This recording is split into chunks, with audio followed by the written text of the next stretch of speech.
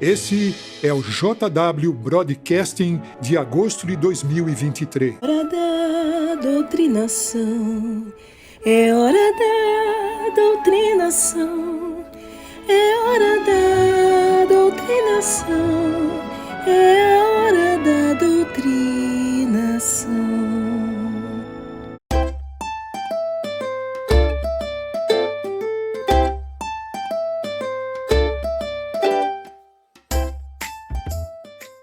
Qual é a importância de usar ilustrações? Será que elas apenas enfeitam o nosso ensino? O enfeite é algo superficial que não faz muita diferença. Será que as ilustrações são assim, sem importância e sem real valor? Usadas apenas para chamar a atenção dos ouvintes? Vamos ler juntos um texto que vamos considerar agora. Mateus 13:34. Jesus falou tudo isso às multidões por meio de ilustrações. Realmente, nada lhes falava sem ilustração. Jesus é conhecido como o grande instrutor. As ilustrações de Jesus eram essenciais para entender o que ele estava ensinando. Ilustrações são muito interessantes porque as testemunhas de Jeová acreditam que você pode explicar absolutamente tudo com ilustrações, entendeu? E é interessante que realmente você pode usar uma ilustração para explicar algumas coisas, mas você não vai conseguir usar só ilustrações como base para a sua vida inteira, tá? Aí ele falou, mas Jesus usou ilustrações e tal. Sim, mas as questões de Jesus eram questões mais, como eu posso dizer, filosóficas, vamos dizer assim, né? Sobre compartilhar, sobre servir a Deus, etc, etc, enfim. Mas você não pode aplicar isso para absolutamente tudo. E as testemunhas de Jeová fazem muito isso, tá? Elas acham que, sei lá, coisas como tomar ou não uma transfusão de sangue, ou coisas como fazer ou não uma faculdade, eles acham que vão conseguir convencer a pessoa só com ilustrações. E isso realmente é uma coisa horrível lá, né? E mostra quão fraca na verdade, a estrutura dessa seita, das coisas dessa seita, né? Porque realmente achar que tudo se explica com ilustração não dá, né, gente? Quando vamos fazer um discurso ou uma parte numa reunião, nós já sabemos o assunto. Então, nós temos a vantagem de poder pensar numa ilustração com antecedência. Mas, e quando um estudante fizer uma pergunta que nós não estávamos esperando? Nesse momento, você provavelmente vai pensar no seu estudante. Com que ele trabalha? Como é o dia a dia dele? O que ele gosta de fazer no tempo livre dele? E talvez uma ilustração venha à sua mente na mesma hora. Então, quando você está aí falando com essa pessoa, né, você tem que observar o trabalho dela, etc, para você conseguir fazer uma ilustração, caso, né, você não esteja preparado. Isso aí só demonstra como o objetivo, né, um dos objetivos finais das testemunhas de Jeová é levar a pessoa a se batizar, é levar a pessoa a se tornar também uma testemunha de Jeová, né? E para fazer isso, eles são treinados para recrutar pessoas, né? E é interessante que isso acontece em outras seitas também, tá? Acontece nos Mormons, por exemplo, acontecia na seita dos Meninos de Deus, acontecia, sei lá, no Nexium. Você era treinado para você conseguir recrutar pessoas para dentro da seita, tá? Isso é uma característica muito comum. Então vocês vão aí, né? Pensem aí, porque tem gente ainda que diz que as testemunhas de Jeová não são uma seita, né? Mas talvez você pense, eu não sou uma pessoa criativa. Eu já demoro muito para pensar numa ilustração, mesmo quando eu tenho tempo para me preparar para uma parte na reunião. Pensar numa ilustração na hora? Acho que nunca vou conseguir fazer isso. Eu não tenho tanta habilidade assim para fazer ilustrações. Será que é possível treinar a nossa mente para sempre pensar em novas ilustrações? Sim. Mas como? Uma forma é por observar a criação e também invenções humanas. Mesmo quando você não tem uma parte para preparar, e mesmo quando seus filhos não estão com você. Pare para pensar no que você está observando e medite em como aplicar isso para ensinar algum ponto. Anote a ilustração para você não se esquecer. Gente, vocês vão me desculpar, né? Mas que coisa idiota. Pelo amor de Deus, gente. Que negócio sem noção, né? Pare, olhe, medite. E aí você cria as ilustrações e anota as ilustrações. Porque lembre que como eles querem recrutar pessoas, né? Eles sempre estão aí tentando novas formas de convencer as testemunhas de Jeová que sim, eles são capazes de achar novos discípulos, de trazer novas pessoas para a religião, né? Porque não é porque a mensagem é uma bosta, e sim porque a pessoa, né, não está preparada o suficiente. Provavelmente vai ter algum vídeo aí, porque eu não assisti ainda esse broadcasting, tá? Eu tô assistindo com vocês, mas com certeza vai ter algum vídeo aí, quer dizer, eu tô achando, né? Será que eu tô certa? Vai ter algum vídeo falando de algum irmão ou irmã que não conseguia, e aí depois, né, ele vai lá e consegue fazer ilustrações porque se preparou, porque treinou, porque ele diz, não, você pode treinar para você conseguir fazer ilustrações assim, sabe? Na hora, assim, na hora, entendeu? E é isso, né? Porque, cara, não tem ilustração que vai fazer o ensino das TJs parecer um ensino bom, especialmente se você considerar, né, a quantidade de informação que existe hoje na internet sobre a seita. Então, assim, é ridículo, mas né? É isso. Se você não está conseguindo, a culpa é sua. Não é porque a nossa mensagem é uma bosta. Um pai uma vez me disse que ele tinha o hábito de olhar para a criação e pensar em ilustrações que poderia usar no futuro, mesmo quando seus filhos não estavam com ele. Ele deu um exemplo. Ao ver dois gatinhos brincando juntos, ele se perguntou: esses gatinhos não parecem felizes? Se Jeová sabe o que é necessário para fazer dois gatinhos felizes, será que ele também não sabe o que nos deixa felizes? Com certeza, isso ia fazer sentido para a criança. Jeová sabe muito bem o que você precisa para ser feliz. Então, se ele te pedir para fazer algo do jeito dele, o que você deve fazer? Que ótima ilustração! Se eu quero ser feliz, eu vou fazer o que Jeová pede. E aí vem o pulo do gato, como eu gosto de dizer, né? Que é o que, olha, tá vendo? Se Jeová sabe o que é bom para os gatinhos, ele sabe o que é bom para você. Então você vai obedecer e vai fazer tudo como Jeová quer. Só que a gente tem que lembrar que Jeová, no caso, é o corpo governante, né? Que são os líderes dessa seita. Eles dizem, nós não somos uma seita, porque seita geralmente tem um líder carismático, não sei o quê. Sim, eles têm 8 líderes, realmente não são nada carismáticos, né? Mas, enfim, eles são as pessoas que, no fim das contas, vão dizer às testemunhas de Jeová tudo que elas podem ou não podem fazer, entendeu? Então é isso, né? Olha como eles acham que eles podem usar uma ilustração dessa para poder convencer a pessoa. Nossa, esse pai sabe realmente o que ele estava fazendo, não sei o que. Sabia realmente o que estava fazendo. E é isso, tipo, se você conta e falar isso pra uma pessoa, né, que não tá doutrinada ali na seita, ela vai dizer, o que é que uma coisa tem a ver com a outra? O que é que tem a ver o gato comigo? Tipo, você não me provou em momento nenhum que eu tenho que fazer o que Jeová manda com evidências, entendeu? Isso é só uma ilustração, é uma história, entende? Mas para as testemunhas de Jeová, né, essa coisa de usar ilustrações é suficiente, né, para tudo, como eu falei.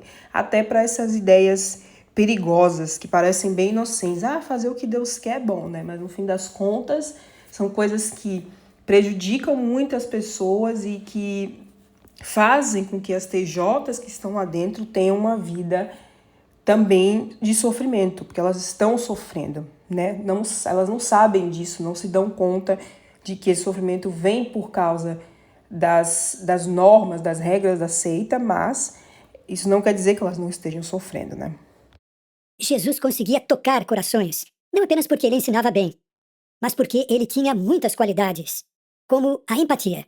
As pessoas sentiam que Jesus se importava com elas, e isso as atraía a ele. Por que é importante mostrarmos empatia e amor quando pregamos nesse mundo tão frio e sem bondade? Por favor, veja o vídeo a seguir.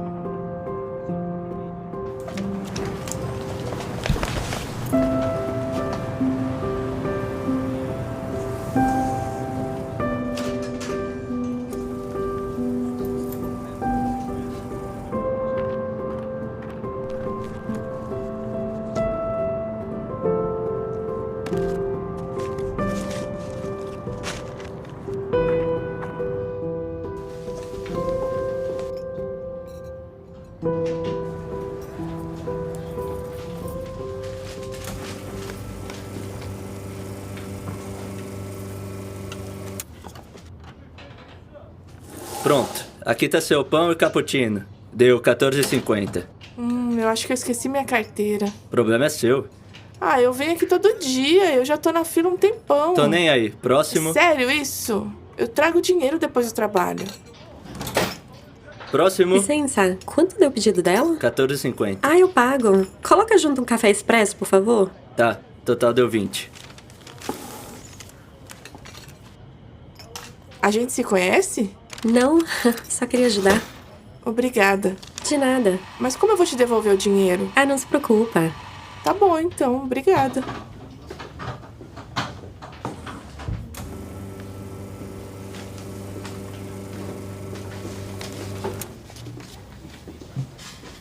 Obrigada. Olha, se você quiser ler algo positivo no caminho pro trabalho, acho que você vai gostar disso aqui.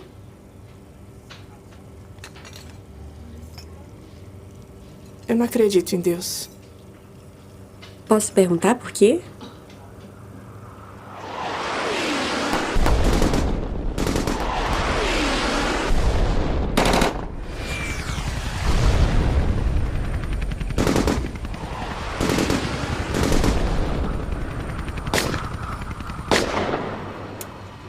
Eu só não acredito. Mas obrigada de novo. Você foi muito gentil.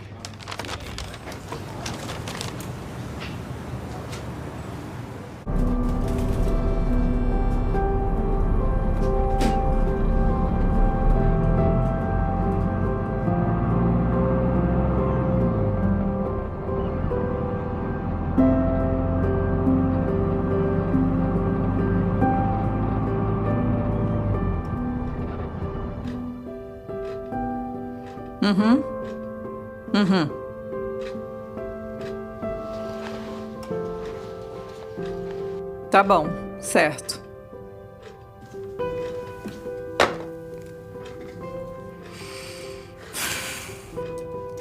Quantos anos no campo de refugiados? 11. Mas alguém da sua família vai solicitar residência legal no país? Não.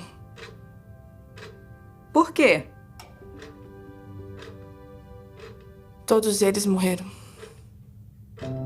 Foram mortos.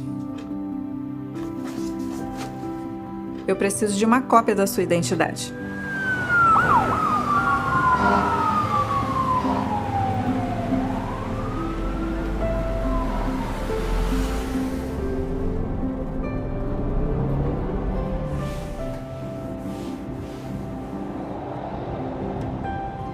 Oi, eu vi o anúncio. Não! Não contratamos estrangeiros! Vocês acabaram com o seu país! Não vem estragar o nosso! Vai embora!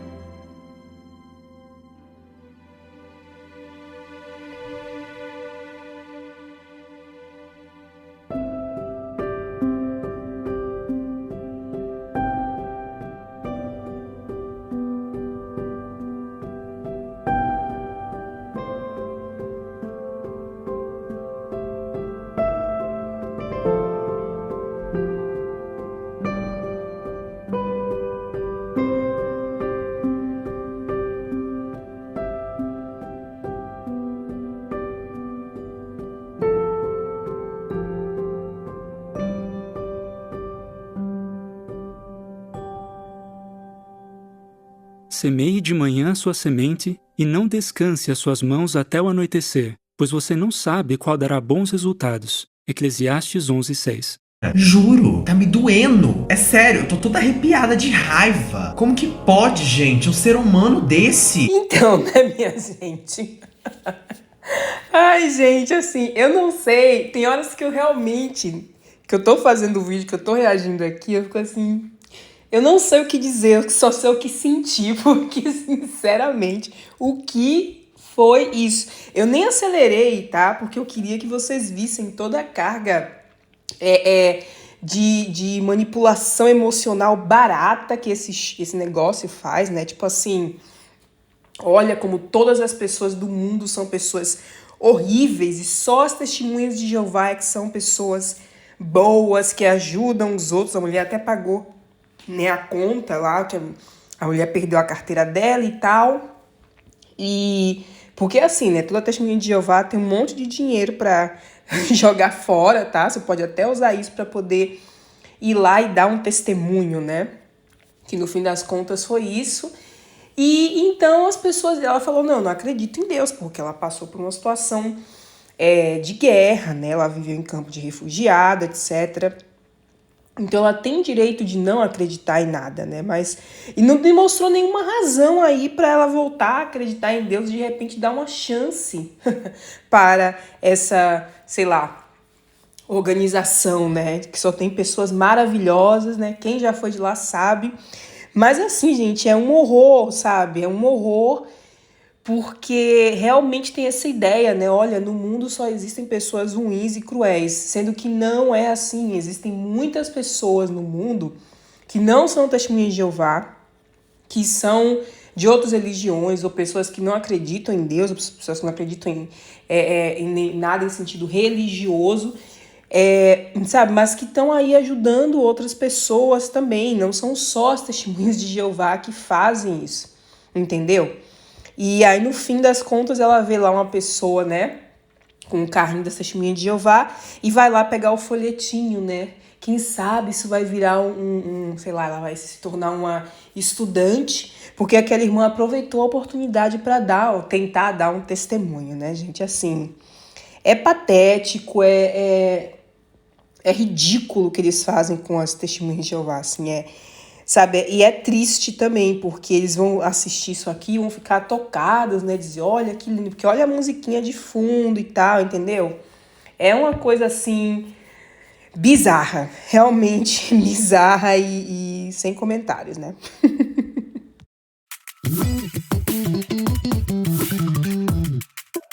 Eu fiz um curso técnico para poder aprender mais rápido uma profissão. Para minha surpresa, eu fui a melhor da turma. Depois, os meus colegas e professores começaram a esperar muito de mim e a dizer: você tá indo muito bem, você é uma ótima propaganda da escola, você vai ter que se esforçar muito, você vai ser um sucesso. Era essa pressão o tempo todo.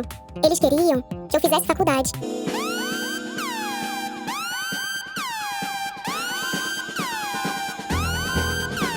Interessante que eles falam de pressão, né? Como se não existisse pressão na congregação para você, sei lá, ser pioneiro, para você ser servo ministerial, né? Para você fazer mais pelo reino, sacrificar a sua vida, seus sonhos, seus desejos pelo reino, né?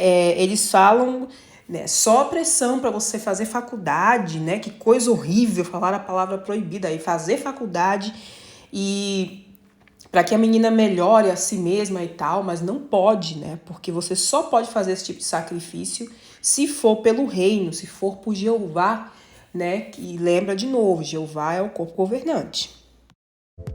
Na minha escola, tinha uma menina que era da minha idade. Ela sempre conversava comigo, me dava atenção. Ela era muito legal. E pra ser sincero, ela era bem bonita. Meus colegas diziam: vai lá, fala com ela. Ou, Isaac, sabia que ela tá afim de você? Eu fiquei perdida, sem saber o que fazer. Quando decidi fazer um curso técnico, eu nem pensava em faculdade. Eu queria aprender logo uma profissão, pra já começar a trabalhar, ganhando dinheiro. Esse era o meu plano. Me lembro que aquela época foi bem difícil pra mim. Lembro que conversava com Jeová por horas e até chorava falando com ele. Eu não pedi ajuda, não falei com amigos, nem com ninguém de confiança, nem mesmo com meus pais. Então, eu não aguentei a pressão dos colegas e fui cedendo aos poucos. Aí eu e ela começamos a flertar e a gente sempre ficava conversando por mensagens. Eu não conseguia mais orar a Jeová com a consciência limpa. Eu pensava, eu não tô fazendo o que Jeová manda, não tô fazendo o que ele acha certo. Então, como eu posso esperar que ele escute as minhas orações? Ou que ele me responda? E falando em pressão, né, tá aí mais uma coisa. Você não pode se relacionar com quem não é testemunha de Jeová. E este jovem aí, né, fez uma coisa terrível. Ele não contou para os pais, ele não contou para os anciãos e tal, né, para poder eles ajudarem ele a se manter no caminho espiritual e tal. E é uma coisa horrorosa, porque quem escuta essa pessoa falar, parece que ele cometeu um crime terrível de ter se relacionado, né, com uma pessoa da escola dele. Mas dentro do universo das Testemunhas de Jeová e de outras seitas e grupos religiosos também, tá? Alguns. Sim, está em vários lugares essas questões. Eles fazem isso parecer uma coisa horrorosa. Ou seja, eles criam um problema por uma coisa totalmente banal. Eles criam um problema para te dar a solução, que é você se achegar a Jeová, né? E ele falou, ai não, eu não conseguia nem mais orar a Jeová por causa da minha consciência pesada. Porque é isso, né? Você é feito para sentir essa pressão o tempo inteiro de agir de acordo com as regras estabelecidas ali dentro da organização. Minha família nunca falou para eu fazer ou não fazer faculdade. Só me lembrou dos princípios de Jeová sobre isso. Meu pai leu Provérbios 27:11 para mim. O que eu estava fazendo era como um muro que me separava de Jeová. Meu pai me ajudou a ver que Jeová se importa com as decisões que eu tomo. Pois é, né, minha gente? Será que é porque na Bíblia não tem, na verdade, nenhum princípio sobre fazer faculdade? Gente, nem existia faculdade naquela época, tá? Vamos começando por aí. Aí eles mostram esse texto de Provérbios 27:11, né? Você já sabe, meu filho, para que eu possa...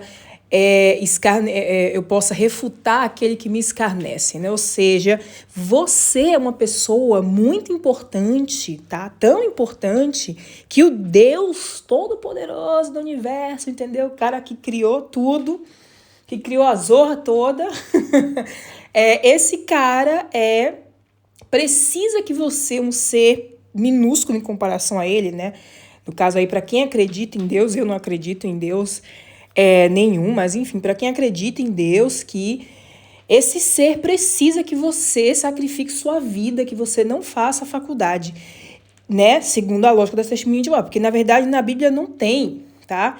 Esse negócio de que não pode fazer faculdade. Aí eles usam esse texto que pode ser usado para qualquer coisa, tipo, dependendo da seita da qual você faz parte, esse ser sábio tem muitas conotações, né? No caso das Testemunhas de Jeová, por exemplo, não aceitar uma transfusão de sangue, ser privado de fazer faculdade, ser privado de ter um emprego que pague mais, porque, né, não dá tempo de se dedicar às coisas da organização. E em outras seitas pode ser que você tem que, sei lá, né, ter relações com pessoas de fora para atrair elas para dentro da sua religião, como era, por exemplo, no caso da Meninos de Deus. No caso da Nexium, por exemplo, esse ser sábio não é exatamente uma seita cristã, tá? O Nexium não é uma seita cristã, é uma seita de autoajuda, né? Que se descambou para uma coisa horrível. E nessa seita era as mulheres se submeterem ao líder da seita, né? Chegando ao ponto até de serem marcadas com as iniciais deles, sem se darem conta, né, de onde elas estavam se metendo. Então, assim, esse seja sábio dependendo do contexto da seita da qual você faz parte, pode ser qualquer coisa. Então, isso não prova que você não pode fazer faculdade, entendeu? Mas, claro, né, eles não querem que os membros façam faculdade porque o corpo governante tem um nível, né? A religião tem um nível de ilusão assim tão grande de que eles realmente são a verdadeira religião e que o corpo governante, né, que o fim está chegando realmente, eles têm esse nível de ilusão tão grande que eles não fazem nem coisas que seriam benéficas para eles. Porque você pega, por exemplo, os Mormons, é uma seita também, tá? Inclusive tem muitas similaridades com as Testemunhas de Jeová, mas lá os membros podem fazer faculdade, inclusive eles têm faculdades mormons, então isso deixa a religião mais rica, entende? Então eu acho que tem um nível de ilusão, né, do corpo governante de que realmente o fim está próximo, eles estão ainda nessa, né? Mas é isso, sabe? Eles não têm razão para impedir as testemunhas de Jeová de fazerem faculdade. A única razão é, além, né, do nível de ilusão que eles têm na mente, né, como eu expliquei agora, é também o fato de não querer que as pessoas tenham acesso ao conhecimento, porque no momento que você tem acesso ao conhecimento, é mais fácil você perceber que você está sendo enganado, né? Se você caiu realmente na lábia de uma seita. Naquela época, vários vídeos, artigos e publicações falavam desse assunto. Ler sobre pessoas que passaram o mesmo que eu, fazer estudo pessoal sobre isso, também sair no campo com irmãos mais experientes e conversar sobre esse assunto me ajudou muito. Meus pais fizeram uma coisa que foi muito boa pra mim. Eles usaram o livro Jovens Perguntam na nossa adoração em família. E lá tem um capítulo que fala justamente sobre a pressão de colegas. Isso me ajudou a não ceder a essa pressão. Eu gostei bastante de uma coisa que eu vi na Assembleia. O orador disse o seguinte: nossos jovens estão enfrentando vários desafios. Talvez eles estejam sofrendo pressão dos colegas e dos professores para fazer faculdade. Oi, bobinha!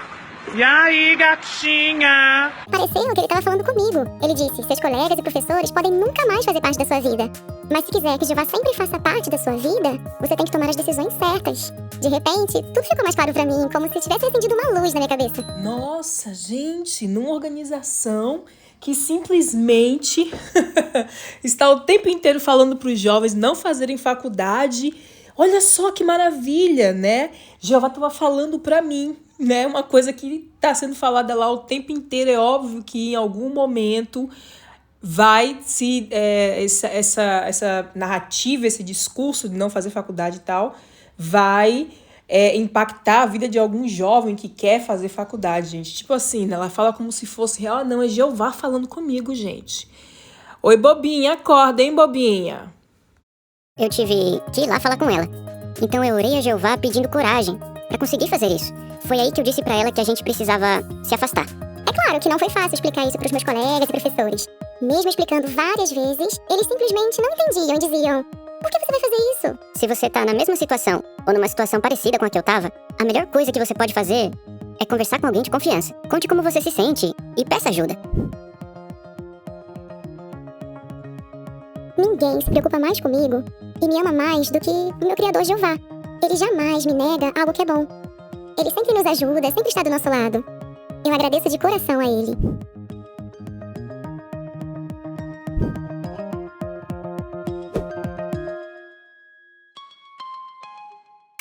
Tava tudo meio médio, agora tá tudo meio merda, né? Porque no fim das contas, o que interessa realmente é fazer aquilo que o corpo governante diz que você deve fazer. E é interessante que as testemunhas de Jeová têm essa ilusão de escolha, né?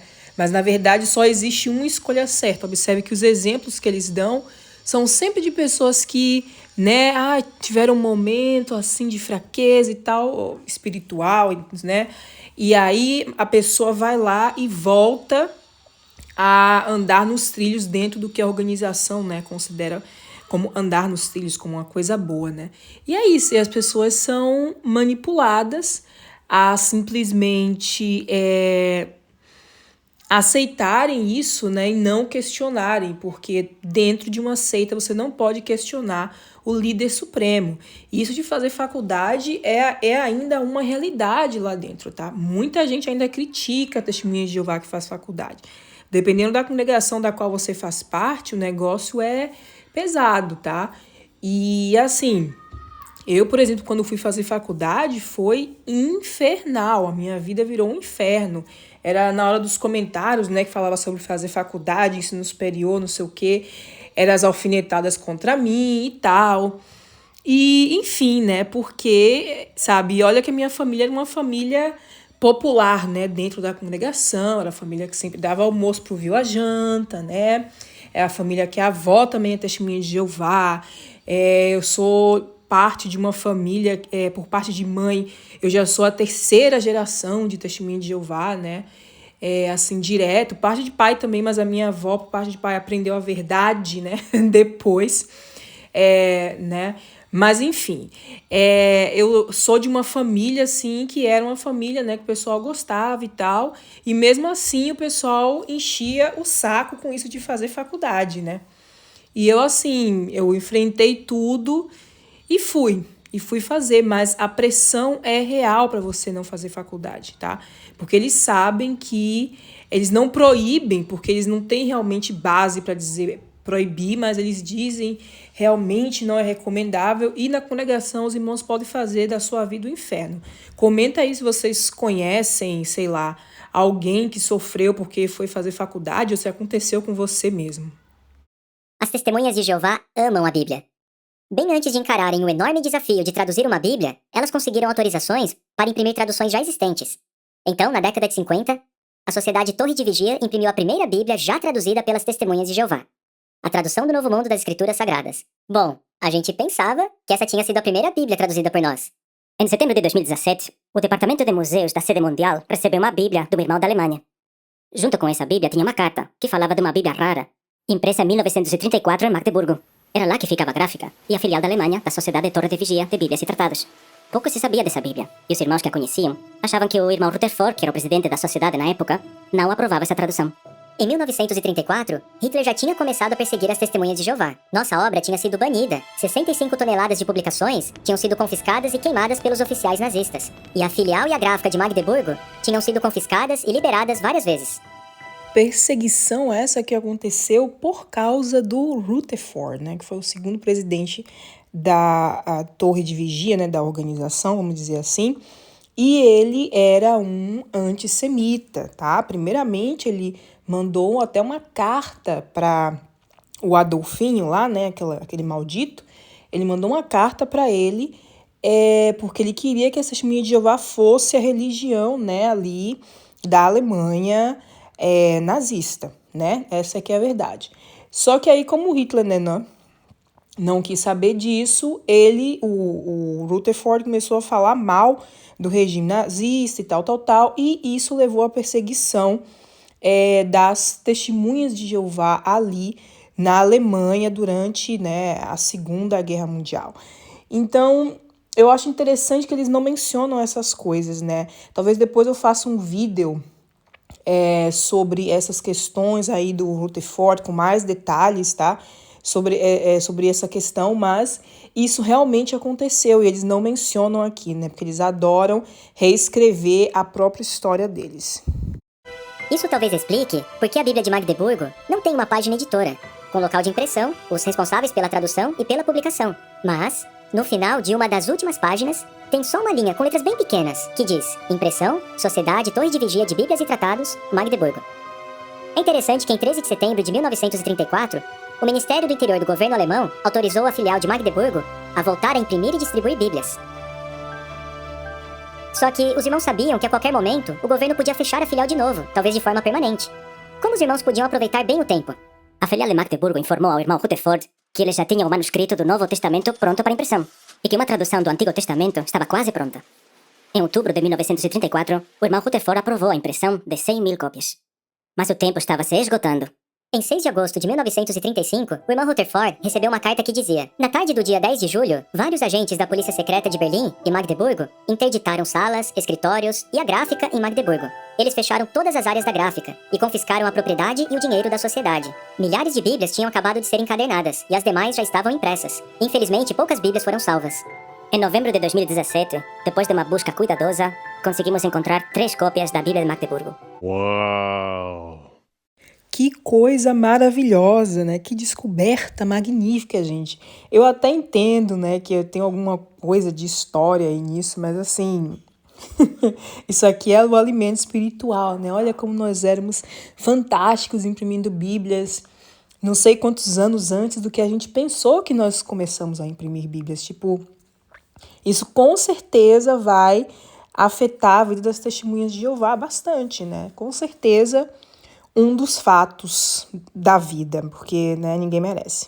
E eu deixei essa parte aí, eu dei uma aceleradazinha, né, porque para mostrar também, gente, a chatura a qual as Testemunhas de Jeová são submetidas, né, que elas têm que assistir esses broadcastings, esses negócios, e são horríveis.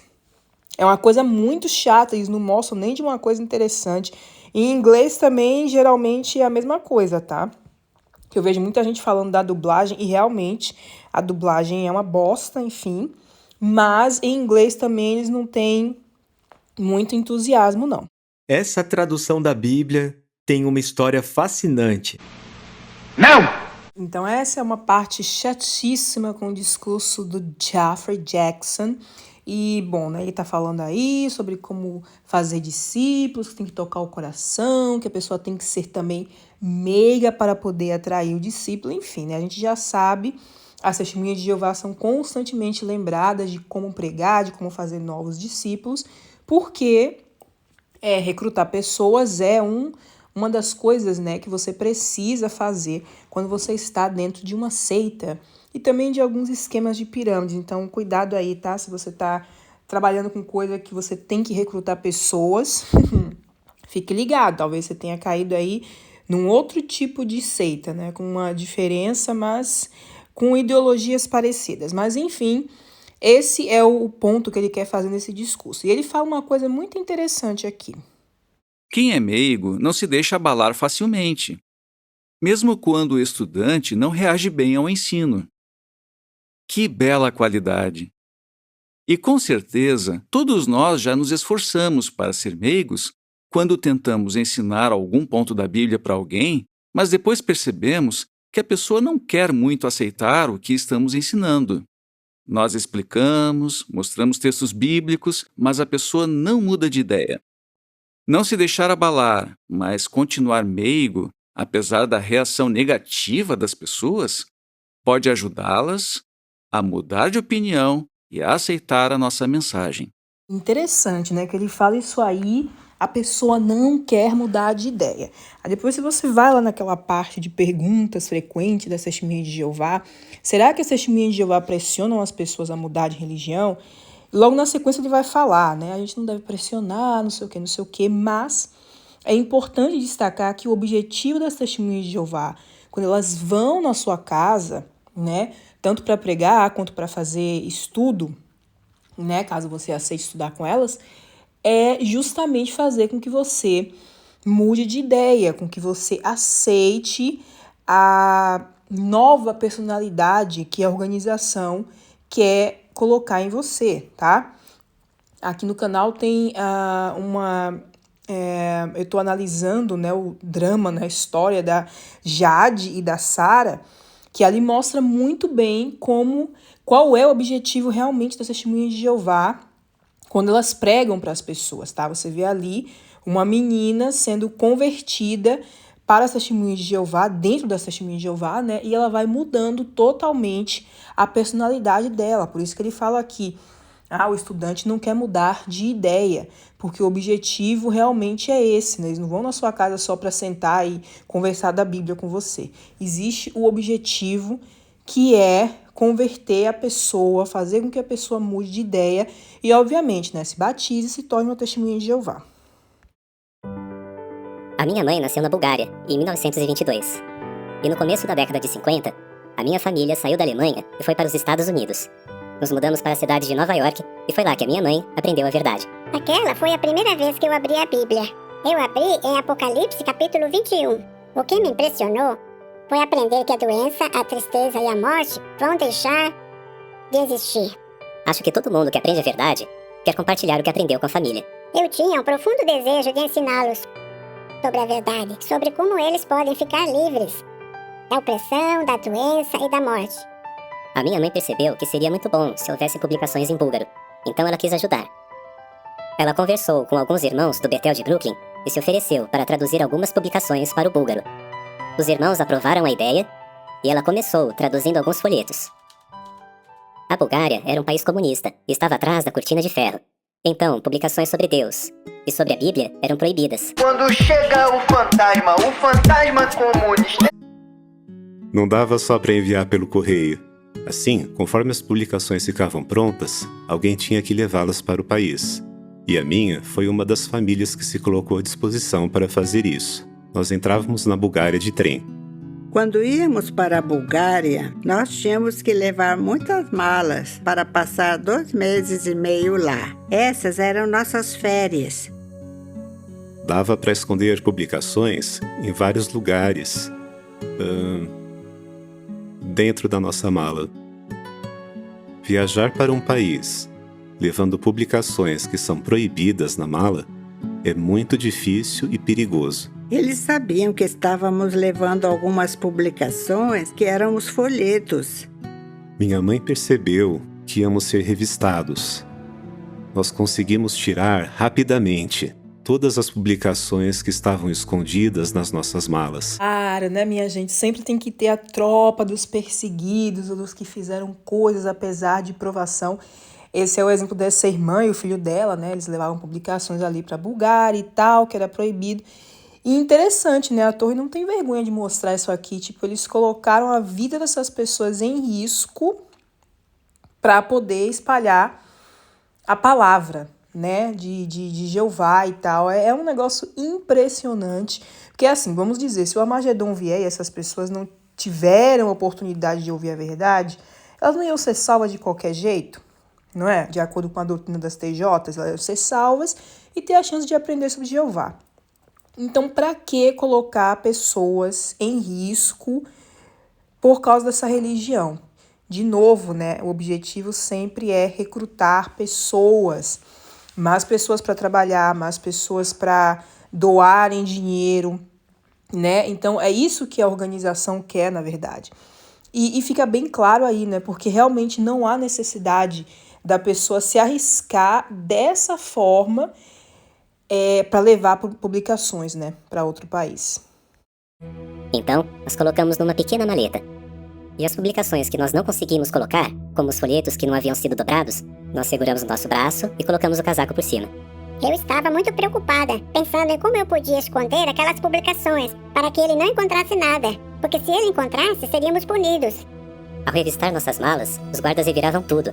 Como eles bagunçaram as nossas coisas, minha mãe pensou rápido e disse: "Agora que vocês já mexeram em tudo, posso ir ali e arrumar minha mala?"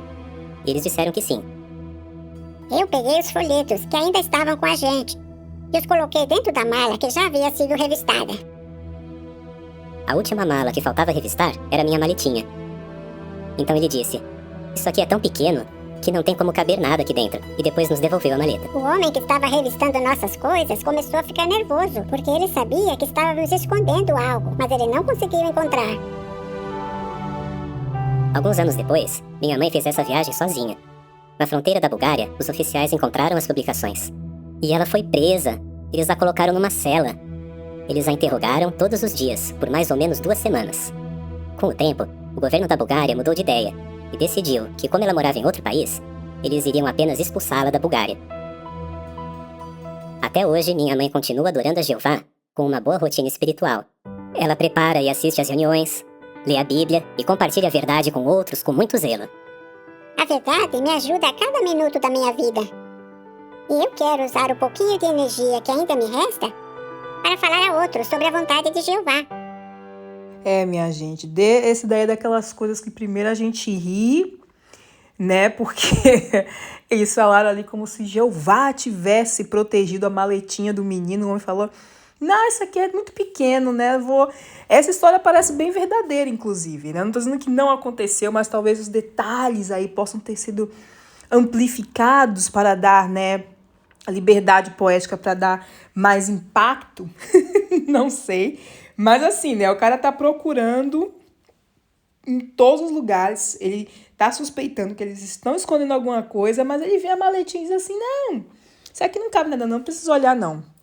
E aí, óbvio, né, a pessoa, testemunho de Jeová, que tá achando: "Nossa, isso foi a mão de Jeová protegendo, né, esse pessoal que estava ali levando a verdade", porque observe que eles falam várias vezes a verdade, tá?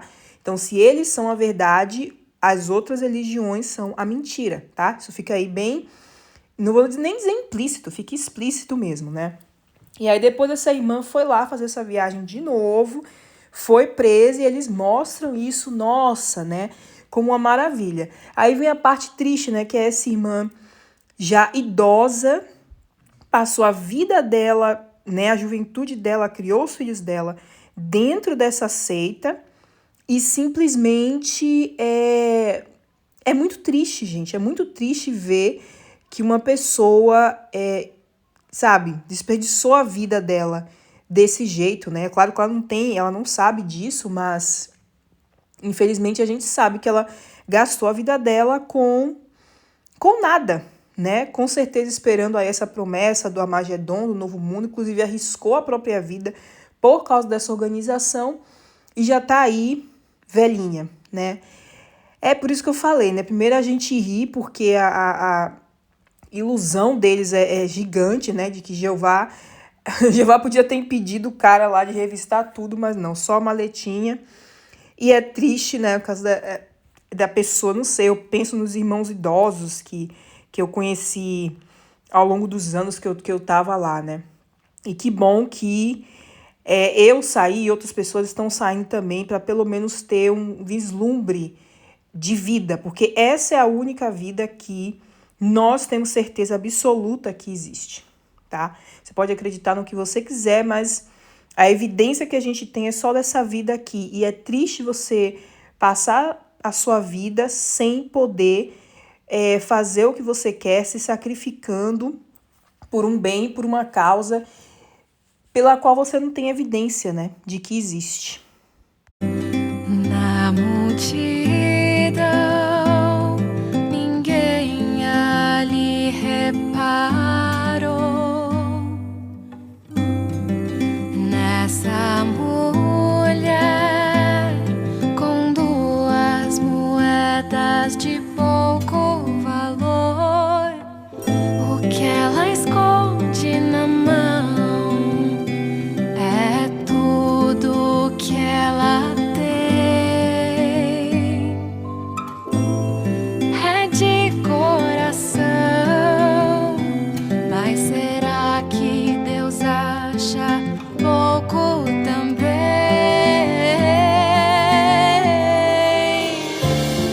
Aquilo que ela deu, Jeová não esqueceu.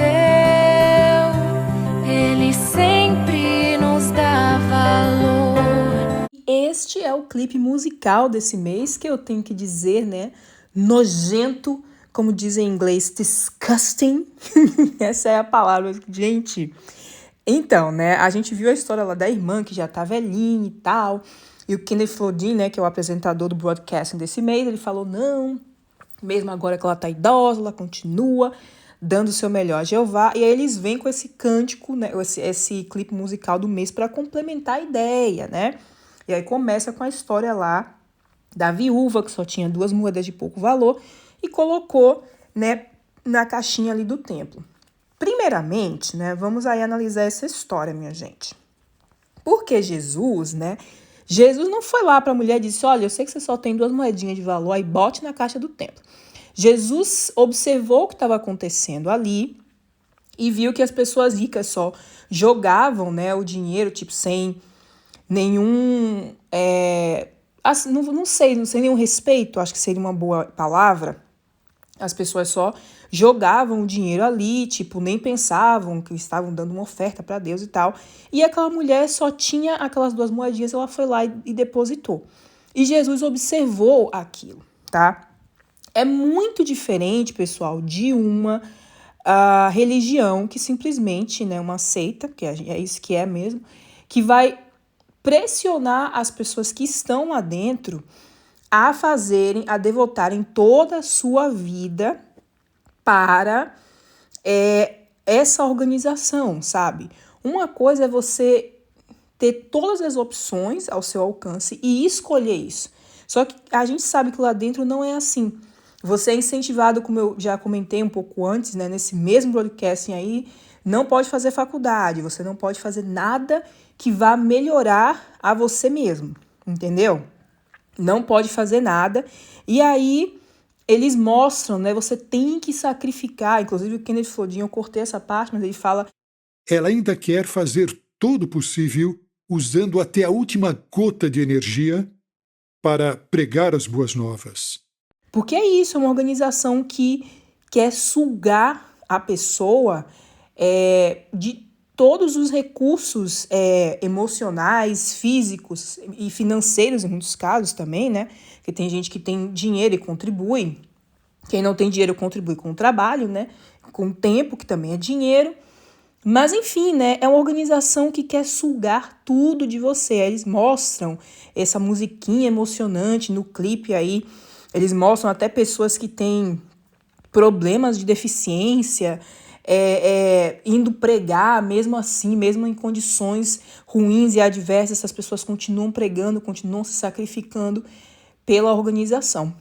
E se você não acha isso problemático, né, essa romantização do sacrifício, porque no fim das contas a pessoa não ganha nada. Sempre que eles mostram a consequência, o resultado disso, né, o que a pessoa ganha com isso, é justamente, estamos servindo a Jeová. Jeová igual a organização. A pessoa não está realmente se beneficiando de nada para ela, sabe? Além de estar na organização verdadeira e servir a Jeová. Né? Isso é uma lógica circular, né? Porque eu sou feliz porque sirvo a Jeová. Lembra que Jeová é a organização. E eu sou feliz porque eu sirvo a organização e a organização me faz feliz, sabe? Tipo, é uma coisa que você só consegue perceber quando você está do lado de fora. Quando você está lá dentro, super doutrinado, não tem como você perceber. E, por fim, eles têm aí o cartão postal, né? Todo broadcasting tem um cartão postal de um dos países nos quais existem testemunhas de Jeová. O país desse mês, né, é a Nova Zelândia. Eles vão mostrar os primeiros testemunhas de Jeová que chegaram lá. Também o que elas tiveram que fazer para pregar em áreas remotas e tal. Confesso que essa parte, né, já estou um pouquinho cansada, então não vou assistir tudo. Eu vi só alguns trechos aí, porque é sempre a mesma ladainha de tudo, né? Olha quantas dificuldades nós vencemos aqui, estamos nesse país agora pregando, mais um país onde as pessoas estão conhecendo a verdade, né, minha gente? E com isso eu vou terminando esta análise do broadcasting de agosto, né, ou do podcasting, como diz o Chamael, de agosto de 2023. E é isso, né? Inclusive, eu achei esse broadcasting bem cringe, assim, bem... sabe? Pelo amor de Dadá, horrível. Bem manipulativo. Porque tem uns que eles tentam tal, mas esse aqui, gente, esse negócio dos jovens lá no início e com as pessoas idosas, né? Você tem que dar até a sua última gota de sangue para essa organização. Mas, enfim, eu vou ficando por aqui. Um beijo. Até o próximo vídeo e tchau, tchau!